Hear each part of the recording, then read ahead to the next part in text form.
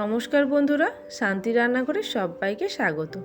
আমি শান্তি চলে এসেছি আজকে আবারও একটা নতুন রেসিপির সঙ্গে। আজকের রেসিপিটি বানাবো কাঁচা মটরশুঁটি দিয়ে বানানো একটি রেসিপি। এই মটরশুঁটির রেসিপি আপনারা অনেক খেয়েছেন, তবে এই রেসিপিটি একবার বাড়িতে বানিয়ে খেতে পারেন। দারুণ টেস্টি এবং দারুণ সুস্বাদু হয় এই রেসিপিটি। চলুন দেখে নিই কীভাবে বানাচ্ছি এই মটরশুঁটি দিয়ে আজকের রেসিপি।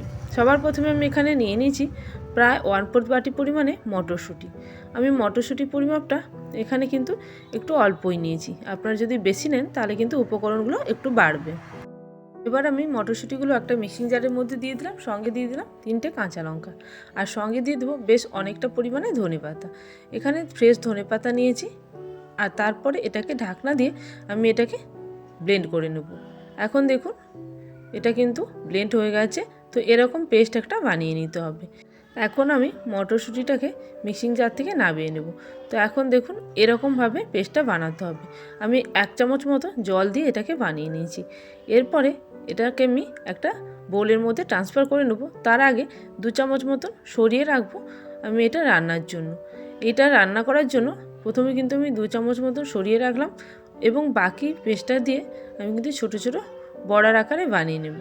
এখানে এই রান্নাটা কিন্তু খুবই হেলদি, কারণ এখানে কোনো রকম আমি বড়াগুলোকে ফ্রাই করছি না।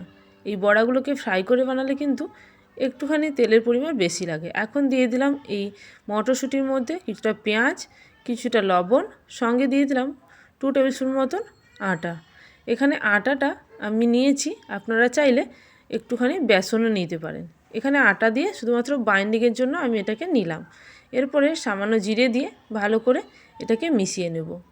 আটার পরিমাপটা আর বেশি দেওয়ার দরকার নেই। যদি আপনারা একটু বেশি জল ইউজ করেন তাহলে কিন্তু 1 চামচ পরিমাণে আটা বাড়াতেও পারেন। এখন আমি এই পেস্টটাকে ভালো করে মাখিয়ে নিচ্ছি একটা স্পুনের সাহায্যে। আপনারা চাইলে হাত দিয়েও মাখিয়ে নিতে পারেন। এরপরে এটাকে আমি সাইডে রেখে দেবো, এবং এরপরে আমি একটা রেডি করে নেব পেস্টের জন্য কিছু মশলা। এবার পেস্ট বানানোর জন্য মশলা রেডি করব। কড়াইতে দিয়েছি কিছুটা জল, তার সঙ্গে টমেটো এবং 2টো মাঝারি সাইজের পেঁয়াজ দিয়েছি, সঙ্গে কিছুটা আদা এবং রসুনের কুচি করে নিয়েছি, আর সঙ্গে কিছু গোটা মশলা দেখো দারচিনি, লবঙ্গ এবং গোটা এলাচ দিয়েছি, বড় এলাচও দিয়েছি, সঙ্গে দিয়েছি তেজপাতা। এরপরে এগুলোর মধ্যে দিয়ে এরপরে একটা ঢাকা দিয়ে দিয়েছি। এই ঢাকনার মধ্যে কিন্তু আমি কিছুটা তেল লাগিয়ে নিয়েছি। এর উপরে আমি বড়াগুলো এখন দিয়ে দেবো। অবশ্যই তেল লাগিয়ে নিতে হবে, নাহলে কিন্তু বড়াগুলো তোলার সময় প্রবলেম হবে। এখন আমি যে পেস্টটা নিয়েছিলাম সেই পেস্টটাকে এবার ছোটো ছোটো বড়ির আকারে এইভাবে কিন্তু আমি এই চাঁদা ঝাঁকনির মধ্যে দিয়ে দিচ্ছি, যাতে ভাপে এটা সেদ্ধ হয়ে যায়, এবং সঙ্গে আমার মশলাটাও কিন্তু অনেকটা সেদ্ধ হয়ে যাবে। এখন দেখো এইভাবে কিন্তু আমি ছোটো ছোটো বড়ির আকারে দিয়ে দিচ্ছি। খুব ছোটো ছোটো করে দিলে কিন্তু এর ভালো টেস্ট হয়। এখন দেখো সমস্ত বড়িগুলো দেওয়া হয়ে গেছে।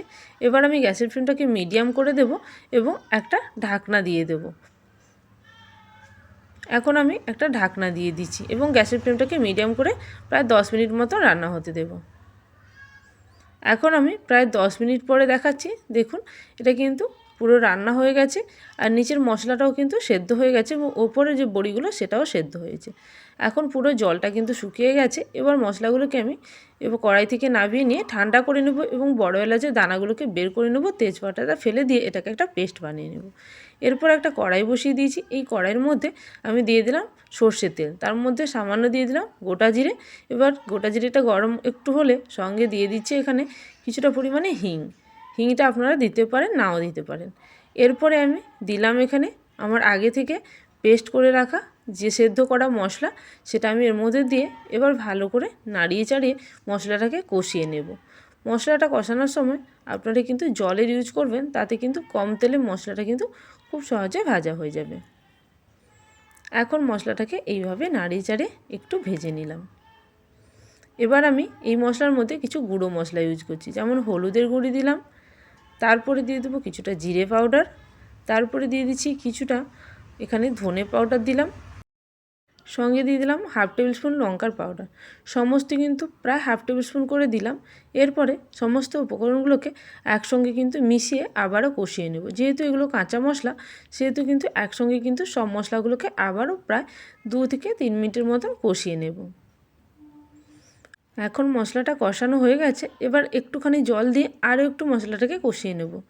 আর 1 মিনিট মতন কষিয়ে নিয়ে এরপরে আমি এই মশলার সঙ্গে অ্যাড করব আগে থেকে আমি যে মটরের পেস্টটা বের করে রেখেছিলাম বাটির মধ্যে 2 চামচ মতো, ওই 2 চামচ মতো কিন্তু এখানে আমি দিয়ে দিচ্ছি। দেখো এখানে কিন্তু 2 টেবিল স্পুন মতন যে মটরশুঁটিটা সেটা দিয়ে ভালো করে এইভাবে কষিয়ে নিতে হবে, যাতে মটরশুঁটির কাঁচা ভাবটাও চলে যায়। মশলার সঙ্গে মটরশুঁটিটা দেওয়ার পরে দেখবে খুব সুন্দর একটা স্মেল বেরোবে, এবং মটরশুঁটিটা যখন ভাজা হয়ে যাবে তখন কিন্তু আরও সুন্দর স্মেল বেরোবে। এইভাবে প্রায় 1 থেকে 1.5 মিনিট নাড়াচাড়া করে মটরশুঁটিটাকে ভেজে নিতে হবে মশলার সঙ্গে। এখন আমার মশলাটা ভাজা হয়ে গেছে, মটরশুঁটিটাও প্রায় ভাজা হয়ে গেছে। খুব অল্প পরিমাণে জল দিয়ে আবারও একটু নাড়িয়ে চাড়িয়ে নিচ্ছি, যাতে সমস্ত মশলাগুলো খুব ভালোভাবে একসঙ্গে মিশে যায়। এরপরে আরও আমি জল দিয়ে দিলাম এখানে প্রয়োজন মতো। আমি এখানে 1 বাটি মতন জল দিয়েছি, আপনারা চাইলে জলের পরিমাপটা কম বেশি করতে পারেন। এখন আমি জলটা দিয়ে মশলাটাকে একটু ফুটতে টাইম দেবো। এখন দেখো মশলাটা কিন্তু ফুটে উঠেছে। মশলাটা যখন ফুটে উঠবে তখন কিন্তু এর মধ্যে আগে থেকে বানিয়ে রাখা মটরশুঁটির যে বড়িগুলো আছে সেই বড়িগুলো কিন্তু এর মধ্যে অ্যাড করে দেবো। বড়িগুলো দিয়ে খুব বেশি টাইম লাগবে না, প্রায় 5 থেকে 7 মিনিট মতো একটু লো ফ্লেমে ফুটিয়ে নিলেই কিন্তু আমার রান্নাটা রেডি হয়ে যাবে। এখন আমি এটাকে ভালো করে নাড়িয়ে চাড়িয়ে মিশিয়ে নিচ্ছি মশলার সঙ্গে, যাতে বড়িগুলো সুন্দর ফ্লেভার ঢোকে। সেই জন্যই কিন্তু একটুখানি টাইম নিয়ে রান্নাটা করে নিতে হবে। 5 থেকে 7 মিনিটের মতো রান্না হতে দেবো। আচ্ছা, এখন কিন্তু আমি একটু সামান্য লবণ দিলাম। লবণটা কিন্তু আমি আগে কিন্তু অ্যাড করিনি, এখন একদম টেস্ট অনুযায়ী লবণ দিয়ে দিতে হবে। এরপরে আবারও এইভাবে নাড়িয়ে চাড়িয়ে মিশিয়ে নিলাম। এরপরে এটা আমি ফুটতে দেবো প্রায় 3 মিনিট মতো। এখন প্রায় 3 মিনিট পরে দেখাচ্ছি, দেখো গ্রেভিটা কিন্তু অনেকটাই ঘন হয়েছে, উপরে কিন্তু তেলটা অনেকটা ভেসে উঠছে, অর্থাৎ রান্নাটা কিন্তু আমার রেডি হয়ে গেছে। এখন আমি এর মধ্যে দিচ্ছি খুব সামান্য চিনি। চিনিটা একদম অপশনাল, আপনারা টেস্ট অনুযায়ী দেবেন। আমার চিনিটা ভালো লাগে তার জন্য দিলাম। সঙ্গে দিয়ে দিলাম খুব সামান্য 2 পিঞ্চ মতন গরম মশলা। এরপরে ওপর থেকে কিছুটা ধনেপাতা ছড়িয়ে আমি গ্যাসের ফ্লেমটাকে অফ করে দেবো, আর একটুখানি মিশিয়ে নেব সমস্ত ধনেপাতার সঙ্গে সমস্ত গ্রেভিটাকে। তো বন্ধুরা, এই রেসিপিটা কেমন লাগলো আপনারা কিন্তু অবশ্যই কমেন্ট সেকশানে জানাবেন, আর যারা বাড়িতে বানাবেন তারাই কিন্তু জানাবেন আপনাদের খেতে কেমন লাগলো। আর এখনও পর্যন্ত যারা আমার চ্যানেলটাকে সাবস্ক্রাইব করেননি অবশ্যই চ্যানেলটাকে সাবস্ক্রাইব করে নেবেন, এবং পাশে থাকা বেল আইকনে ক্লিক করতে ভুলবেন না, যাতে আমার চ্যানেলে কোনো নতুন রেসিপি আসার সঙ্গে সঙ্গে আপনাদের কাছে সবার আগে নোটিফিকেশান পৌঁছে যাবে। তো আজকের জন্য এই পর্যন্ত, আবারও চলে আসবো নতুন কোনো রেসিপির সঙ্গে। ততক্ষণের জন্য সবাই ভালো থাকবেন, সুস্থ থাকবেন। Thank you for watching my video.